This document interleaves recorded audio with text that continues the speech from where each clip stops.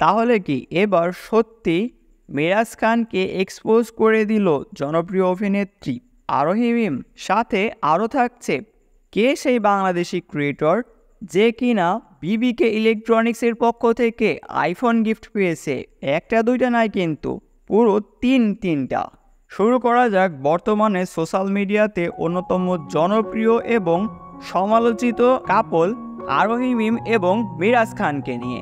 সময় টিভিতে দেওয়া ইন্টারভিউতে মেরাজ খান অলরেডি এটা স্বীকার করছিল যে শুধুমাত্র পরকীয়াজনিত কারণেই আরোহী মিমের থেকে আলাদা হয়ে গেছে সে, যে হাইপটা যেন কোনো মতে সোশ্যাল মিডিয়া থেকে বিদায় নিচ্ছে না। তারা দুজনেই বিদায় করতে দিচ্ছে না। গতকাল আরোহী মিম তার অফিসিয়াল ফেসবুক পেজ থেকে একটা পোস্ট করে মেরাজের এগেইনস্টে। যে পোস্টে তিনি লেখেন, মেরাজ খান, আল্লাহর দোহাই লাগে আপনি আমার পিছন ছাড়েন। আমার নামে গুজব বদনাম ছড়ানোর পরও কেন রাস্তাঘাটে যেখানে সেখানে আমাকে হয়রানি করছেন? আপনার যদি আত্মসম্মান থাকে তাহলে আমাকে ডিস্টার্ব করা, আমাকে নিয়ে স্টোরি বা স্ট্যাটাস দেওয়া বন্ধ করেন। আমি আপনার থেকে রেহাই চাই। আর আমার যদি কিছু হয় তাহলে কিন্তু আমি আপনাকেই দায়ী করব। সো পোস্টটা দেখে বোঝাই যাচ্ছে এটা অনেক অ্যাগ্রেসিভ এবং ডিপ কথাবার্তার একটা পোস্ট ছিল, যেখানে বোঝা যাচ্ছে যে মেরাজ যে শুধুমাত্র সোশ্যাল মিডিয়াতে আরোহী মিমের বদনাম ঘটাচ্ছে তা কিন্তু নয়, তাকে ফিজিক্যালি এবং মেন্টালি একটা টর্চারের ভিতরে রেখেছে। এই পোস্টটা আপলোড হওয়ার 20 মিনিট পর মেরাজ খান তার অফিসিয়াল ফেসবুক পেজ থেকে পোস্টটা শেয়ার দিয়ে তার ক্যাপশনে লেখেন, সাকিব তো আছে সামলানোর জন্য, আপনাকে রেহাই তো দিলাম, ভালো থাকেন।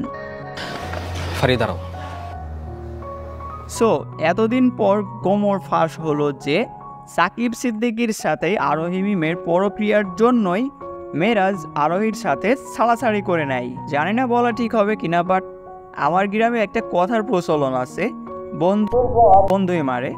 এই জায়গায় আমি ঠিক সেম একই জিনিসের রিফ্লেকশন পাইলাম।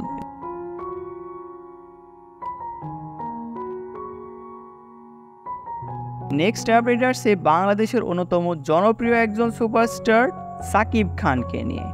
আপনারা সবাই কম বেশি জানেন যে সাকিব খানের আপকামিং মুভির নাম তুফান, যেটা রিলিজ হতে যাচ্ছে এই ঈদেই। গতকাল তুফানের টিজার রিলিজ হয়। রিলিজ হওয়ার পরবর্তীতে এর রেসপন্স দেখে কিন্তু মেকার থেকে শুরু করে অভিনেতা এবং ক্রু সবাই অনেক বেশি খুশি, কারণ মানুষ এটাকে অনেক পজিটিভলি অ্যাপ্রিসিয়েট করছে এবং এর কনস্ট্রাকটিভ ক্রিটিসিজমও কিন্তু বেশ ভালোই হচ্ছে। যদিও অনেকগুলো ফেসবুক পোস্ট আমি দেখলাম যেখানে বলা হচ্ছে এটা অনেকটা কেজিএফ এর কপি, মুভির স্ক্রিপ্টিং, রাইটিং, ডায়লগ ডেলিভারি থেকে শুরু করে এর ক্যামেরার অ্যাকশন, প্রোডাকশন এবং এর সিনেম্যাটিক যে কালারটা আছে এটাও সেম কেজিএফ এর সাথে, যেটা আমার কাছে পার্সোনালি অনেকটা রিলেটেবল লাগছে, কারণ এটা মিল আছে ভাই, অস্বীকার করার কোনো সুযোগ নেই। মিলের কথা যদি বলি তাহলে কিন্তু এই সিনেমায় সাকিব খানের লুক অ্যানিমেলের রণবীর কাপুরের মতো দেখতে।